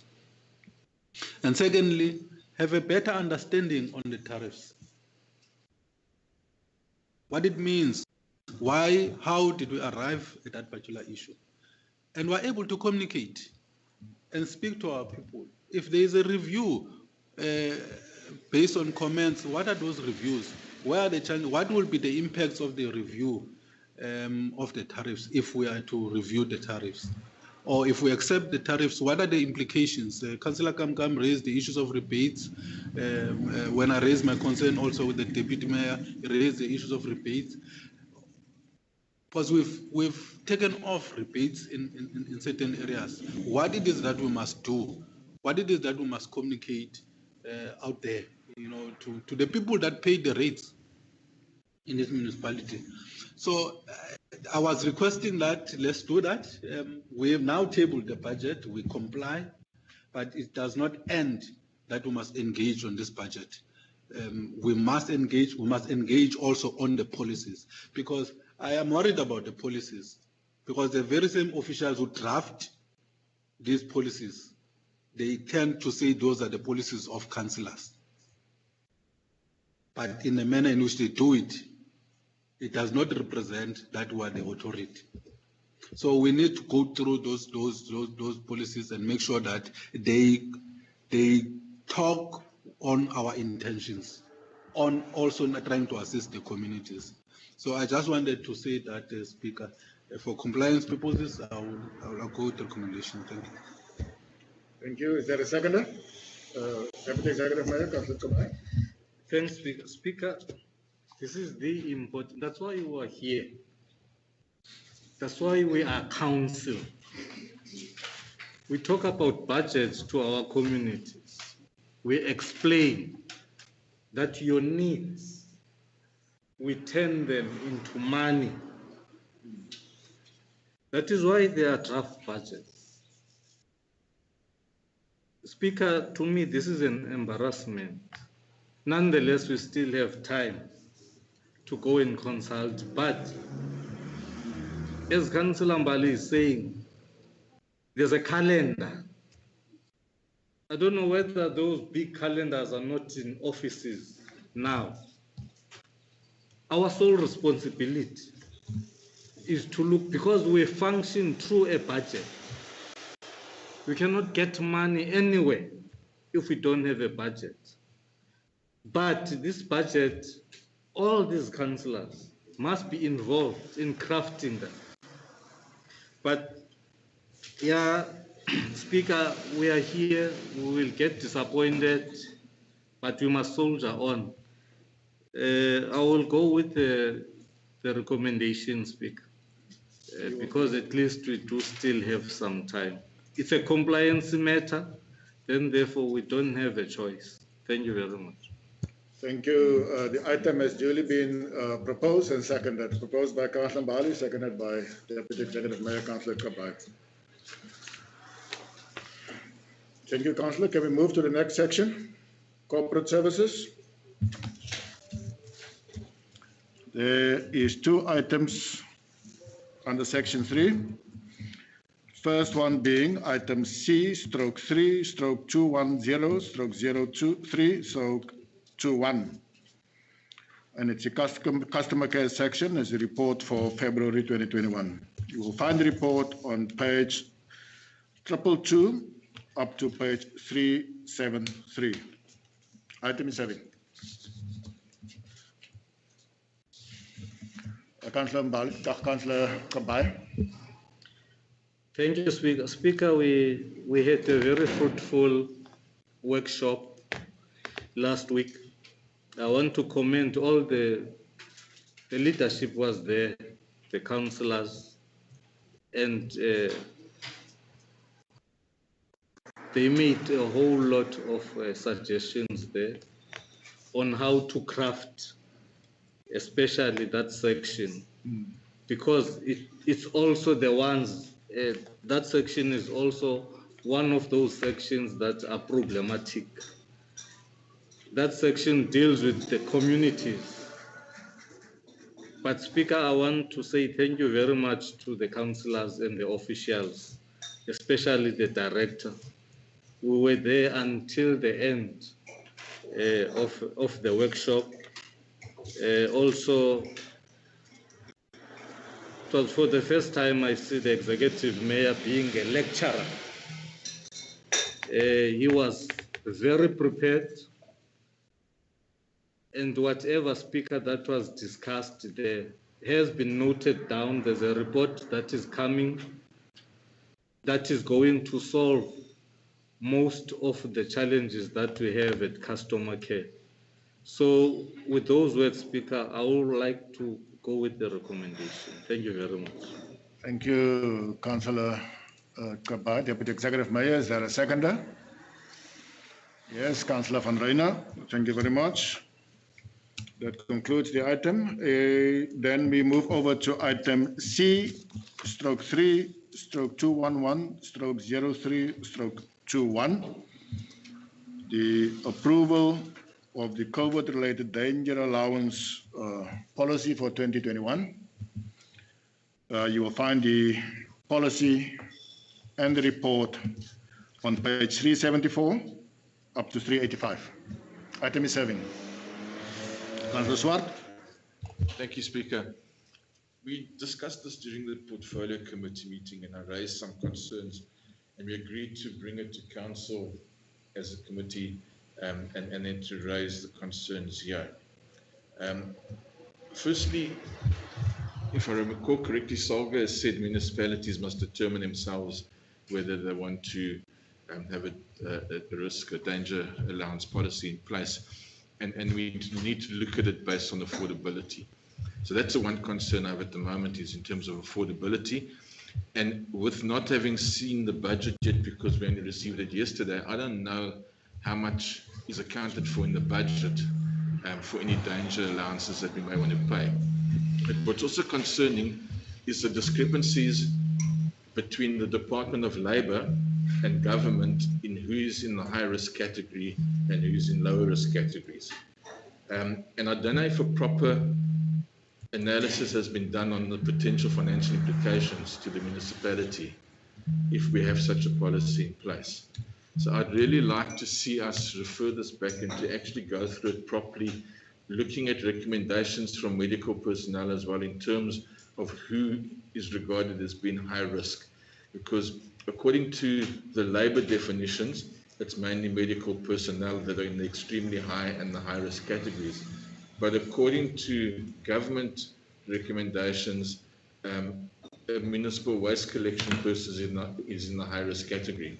In the discussions I've had with doctors, their opinion is that it's not a high risk at all, because a person in that category or doing that work, by the time he gets around to collecting refuse, it's been closed up in a bag for a period of time, and there's no contact with people either. But the cost implication to this municipality could be high. So I'd really like us to reconsider and to rework it and have something sound in place that is not going to expose us to financial payments we need to make that we maybe cannot afford. Thank you, Councillor Swart. Councillor Bali? Thanks. Maybe just before the portfolio head speak on this issue. I think this is an issue that we raised also in MECO to say, look, have everybody been, consulted? One, and we are assured that the unions have been consulted. Now, in my understanding of the policy formulation process, is that we, the decision makers, must be fully informed by the policy in which we approve, because it's going to bind us, and it's what is going to be actioned on. Now, and I've indicated that I'm not sure, maybe I might have been absent in the process where councillors have been workshopped on the policy itself, what it means and what is its implications. However, throughout the process that we were dealing with this COVID and the danger allowance, the payments thereof, there has been a call that there must be a policy that is brought to council.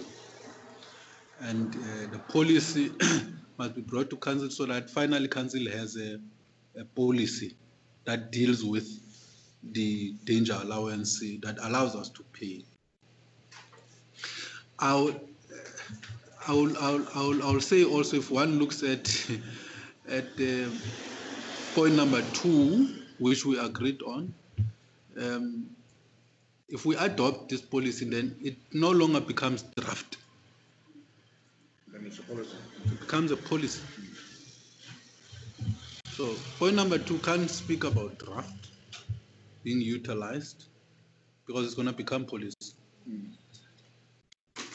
And we can only change our policy or review our policy because if SALGA and COGTA brings a new, legal framework, it's only then that we can review that. We are not dependent on them because we've already taken a decision. But what I will ask, perhaps maybe slightly in agreement with councillors, is just to maybe workshop it with councillors. So that we have all of us in the same page. Obviously, we might not agree fully on every aspect of the policy, but to make sure that we are on the same page, we've approved what we believe is all correct. And lucky it has already gone through the consultation with the unions, and I was not there. I don't know what were the concerns of the unions, whether they fully agreed or there were gaps that needed to be attended to. Maybe the workshop will assist us in that regard, and then the policy be implemented. But the reality is that the policy is required. We are required to have it. Otherwise, we'll be paying monies, and those monies will become irregular expenditure because we're paying them outside a policy directive. That was just the comments on that one. Thanks, Speaker. Thank you, Councillor Bali. Dan? Thanks, Speaker. As a committee speaker, that is why we said it's a draft, but we will pass it through to MACO and to council, because we really needed views. We didn't want arrogantly so to refer it back as from the committees. That is why it is here now. I concur also with Councillor Mbali and Councillor Swart that let's have a bite and look at it and correct the shortfalls until it becomes what we want. Thank you, DM. So to recap what the three councillors were saying, but before I do that, I would like to commend the Director of Corporate Services. She was acting MM when Council expressed Council's concern around the fact that the danger allowance were paid and there was no policy. And within a matter of a month, a draft policy was put in front of us. So I would like to commend the director on that first. Then secondly, my feeling that I get, because I can't make recommendations, I can only recap what councillors are saying, is that instead of we saying that council adopt the draft policy, that council note the draft policy on COVID-19 related danger allowance. And I think we should change that name as well. There might be another virus and then we still sit with COVID-19 related. I think it should just be a danger allowance or something to that effect. We must get a better name, but we can debate it when we have that workshop, yeah. And then that the policy be sent for extensive consultation with councillors and senior management. Councillor Bali said it was done with Labour. I don't think we need to pull Labour in, but at least senior management and councillors. And then, I think we don't necessarily, we can relook at it when Kokta and Salga bring out a proper promulgated legal framework, because there is none at the moment. I think they're all working on it. But for now, we have a draft policy. I think we can workshop it and we can then bring it back to council soonest. COVID-19, yeah. Okay, is that clear? Is that a good recap, councillors? Thank you. Thank you very much. That concludes section 3 of corporate services. If you can go to section 5, because there's no items under section 4, community services. Section 5 is heading is engineering services. We are having 5 items for consideration. First one being item C, stroke 5, stroke 136, stroke 03, stroke 21. Item heading is the expanded public works programs, and we're dealing specifically with the progress report for the period ending December 2020. And we'll find the report on page 387 up to 409. Item is serving.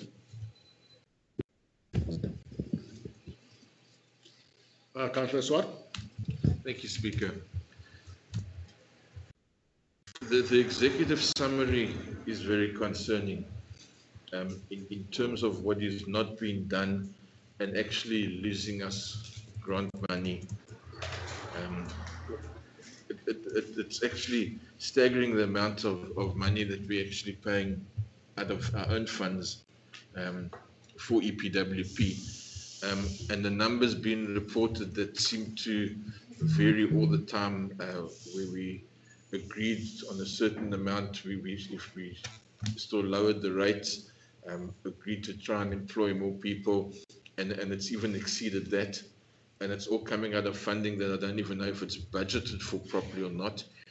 But the fact that people that are supposed to be reporting, or departments that are supposed to be reporting, are not reporting, and are having accreditations taken away from them because they haven't been using the system enough to do the reporting, is actually very concerning, and it talks to the other issues that we've been discussing with indigent policies and indigent applications. It just seems there's a lot of things that should be happening in the administration that is not happening. And we can't put it down to COVID all the time. Okay, we had the issues when we in a level 4 and level 5 lockdown.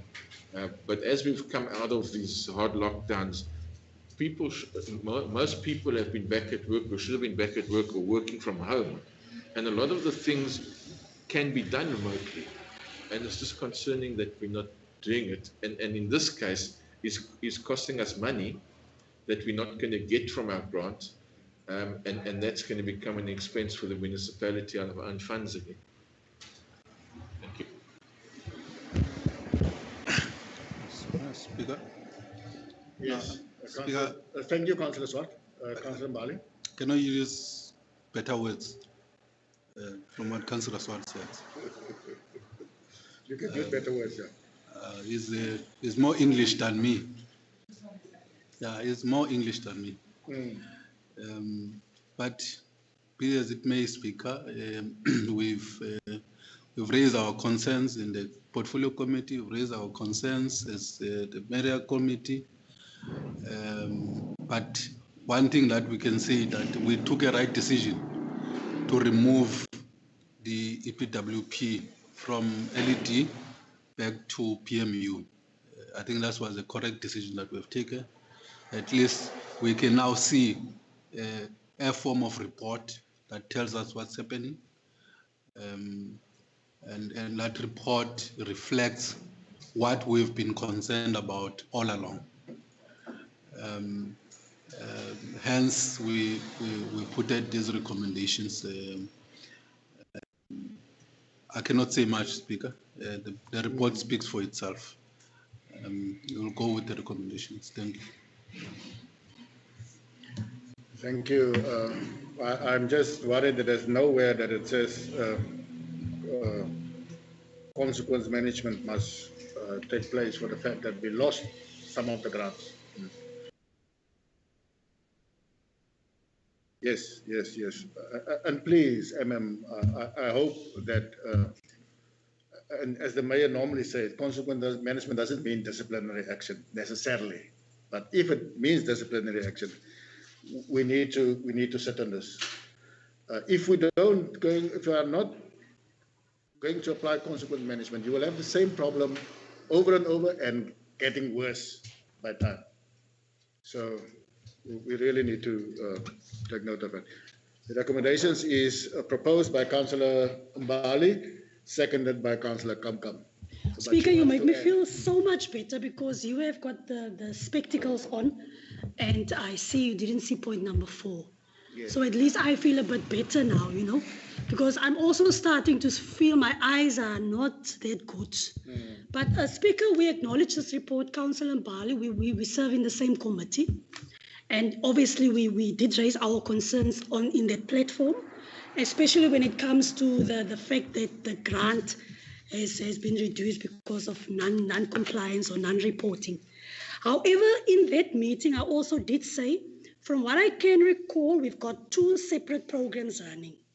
We've got the one that are being funded by the grant, and there was another EPWP program that was funded by internal funds.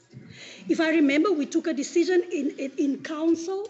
I can't recall the dates, but I do know a proposal did come here to use our internal funds to actually fund that other EPW program. Now, I have not yet seen any reporting on that one, because my issue is this: the one normally informs the other. If you lose money, then somehow you need to either reduce your intake or you need to budget by increasing your internal, using your internal funds to cover your cost. I did scan through the draft budget and I did see there was provision, I think, of 2.1 million made, I assume for that purpose. But Speaker, my issue is this, that we need to be realistic when we actually choose how we spend our money. because, we need to get a proper output for what we give in. Now, we all want to obviously see a job increase and support job or employment programs. However, we need to make sure that those programs are properly managed. And currently, from where I am sitting, I don't think it's the case. I have mentioned this before, the EPWP programs. I had an incident there where we caught them red-handed. Actually, on a Friday, I found Fundi. Fundi came about 11 o'clock. I asked her to take the register. And at 11 o'clock, at that specific time, they came in at probably in the normal time, signed in, and they signed out at the one time speaker. Ne? Then they sit till, I think it's 10:30. That's where tea time is. Ne? Then you just see everybody disappear. Now, let me tell you this. A councillor can come there. Ne? A senior official can come there. People won't move. They will sit on their chairs. They won't move. They're not even scared. No, they don't care. So what does that tell us as a council and a senior management? Yet we are sitting here with proposals for us to increase, to take money from our internal coffers to fund this program. I do suggest, Speaker, that there must be two separate reports here. There's the one for the grants, there's the one for the internal funding, and we must look at how we are going to strengthen the management of and the supervision of that program. Yes, we do want people to have jobs. Totally, I'm in support of that, Speaker. But however, I want to see progress, man. I don't want to have a situation where we as councillors, they say in Afrikaans, the gang slang, they don't hoya us. Speaker, can you word? Hoya. They don't hoya us, man. Speaker, you can come there, stop with your double cap. They won't hoya you. They will sit. No discipline, no respect, results. My take is this. If you sign in and sign out, and you don't work the whole day, how come monies are not being deducted from your salary? How come? I'm past that stage where we say, oh no, management will take care of it. As far from where I'm sitting, I don't see management taking care of those issues. So I will raise those issues here. So I'm sorry to say, but in my mind, let's speak to the grants. Where's the other, what happened to that other EPWP program? Or does this report speak to both those programs? Thank you, Speaker. Okay, thank you, Councillor Kamkam. Councillor Mbali. No, thanks, Speaker. No, Speaker, the report speaks to the overall management of EPWP. The funding model is a different issue. I think Councillor Kamkam raised this issue in the portfolio committee. Also, the budget manager raised the issue of the funding model and the decision which we need to look at and take when we do the new budget process.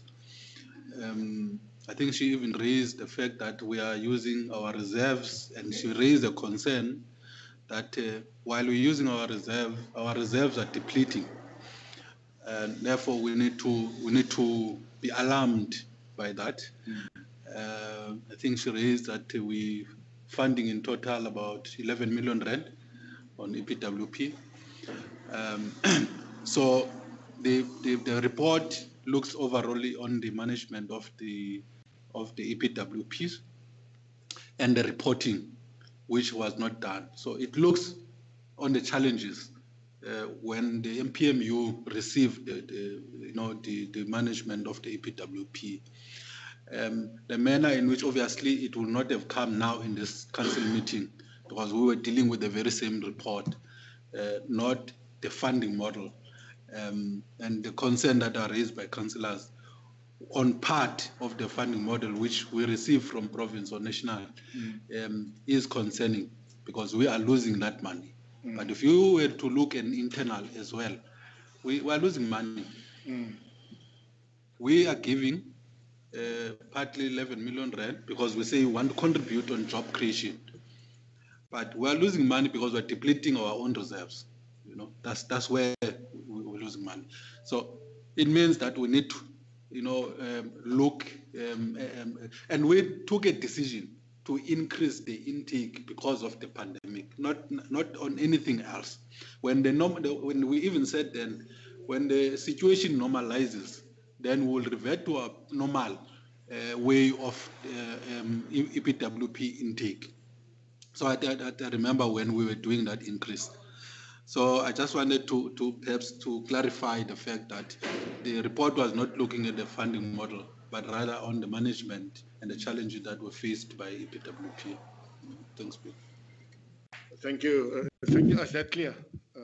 No, it's clear. I was simply also just highlighting the issue because I do understand the report doesn't speak to the funding model. However, it is serious, and those are the issues we needed to discuss actually before this draft budget. I don't want to go there again, but we were failed by this council. And Mr. Mayor, we really need your political direction on when it comes to the budgetary issues. Thank you. You can't say, Councillor, you were failed by this council. It means you were failed by yourself. No. No. Okay. Is there any other inputs? If there's none, I would just like to, it is pick up what Councillor Kamkam was saying. It is true. There is no management over the EPWPs. EPWPs go home with their own registers. They sign it at home. They don't, the managers, whoever is supposed to manage these people, make sure that they work, are not managing them. I just need you to take note of that. Please, I had lots of complaints on that already. Yeah, that concludes this item then. Did I get a seconder? Councillor Kamkam seconded, Councillor Mbali on the recommendations. Thank you very much. Our next item is item C/5/138/03/21, and it's the item heading is the adjustment budget implications. You will find the implications on page 410 up to 414. Item is serving.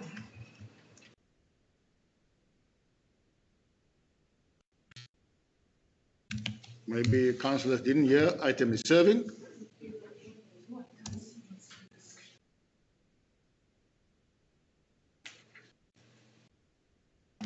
Yes, Councillor Machila. Councillor Machila proposed that we go with the recommendations in the report. Is there a seconder? Thank you, Deputy Executive Mayor. Councillor Kabai. That concludes the item. We can go to the next item on our agenda.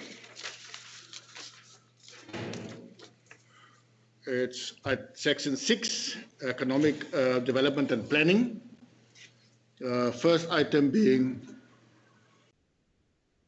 item number C/6/132/03/21, and it deals with property management. It's the property management disposal policy and property encroachment policy, and the establishment of a disposal committee and delegations.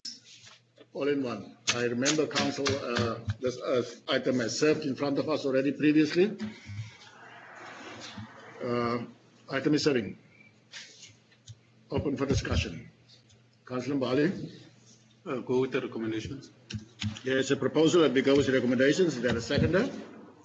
Thank you, Councillor Machila. Item duly seconded. The recommendations carried. Item closed. Thank you very much. Next item is item C/133/03/21, and it's the bylaw on municipal land use planning ordinance. Land use planning, the ordinance is long gone, and there's a proposed amendment to the bylaw. You will find the item on page 494 up to 497. Item is serving.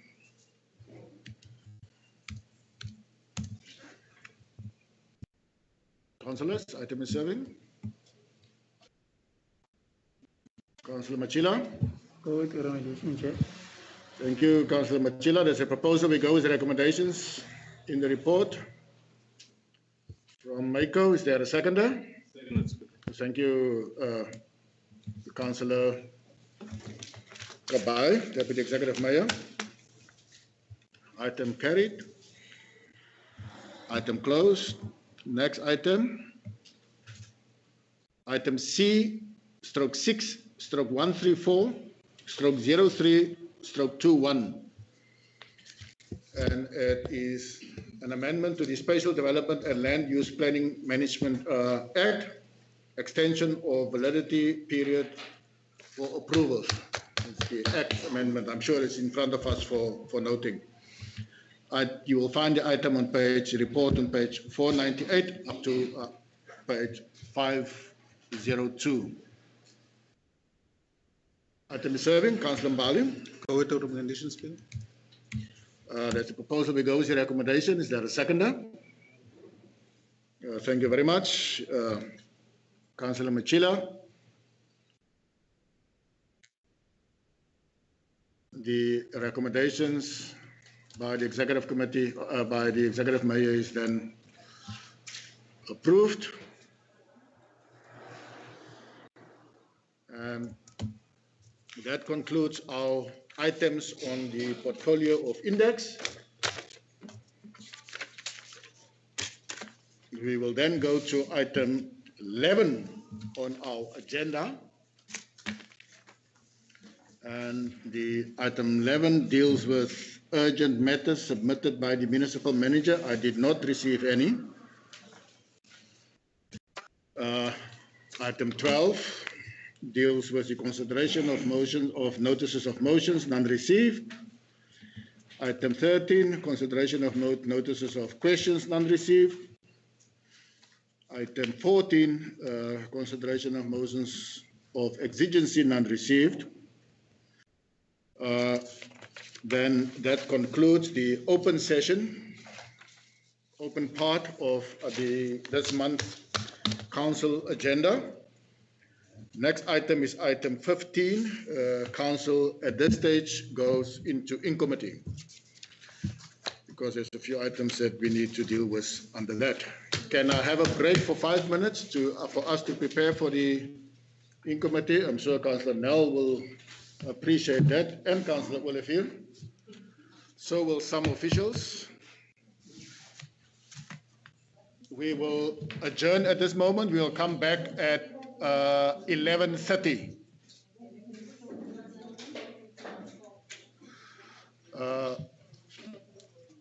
I know, Councillor Olivier, you will appreciate it because you are desperate for a glass of water.